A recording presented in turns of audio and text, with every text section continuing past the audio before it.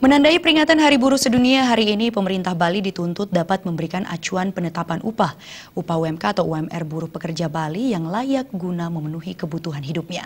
Terlebih, buruh pekerja yang merupakan masyarakat Bali memiliki tuntutan kebutuhan hidup yang lebih tinggi saat melakukan kewajiban dalam tradisi adat istiadat yang wajib diembannya dalam norma kehidupan masyarakat Bali.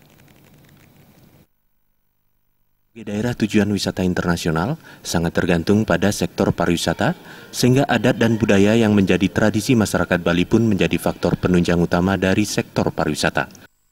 Bertepatan dengan Hari Buruh Sedunia atau May Day, Wakil Ketua Serikat Pekerja Kesatuan Pelaut Indonesia KPI Dewe Nyoman Budiase meminta pemerintah dapat menentukan dengan baik upah UMK atau UMR buruh pekerja di Bali untuk ditingkatkan dari ketentuan UMK atau UMR saat ini. Hal ini mengingat buruh pekerja yang juga merupakan masyarakat Bali memiliki tuntutan pemenuhan kebutuhan hidup yang lebih tinggi. Terlebih saat mereka melakukan kewajibannya untuk melaksanakan tradisi adat istiadat yang wajib diemban dan dilestarikan sebagai norma kehidupan masyarakat Bali dan pendukung kepariwisataan Bali sendiri. Dalam menentukan misalnya kebutuhan hidup dasar, kebutuhan pokok dasar dari para pekerja itu, sebenarnya acuannya di mana? Khususnya di Bali.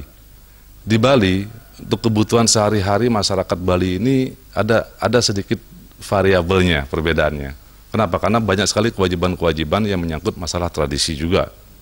Dan tradisi ini menjadi tulang punggung ekonomi pariwisata yang ada di Bali.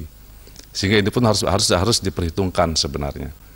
Dan sekali lagi kami mohon kepada pemerintah dalam menentukan UMK atau UMR untuk benar-benar melibatkan serikat pekerja sebagai wakil pekerja sehingga tidak menjadi kepincangan bahwa UMK-nya ternyata tidak bisa memenuhi kebutuhan dasar dari para pekerja itu.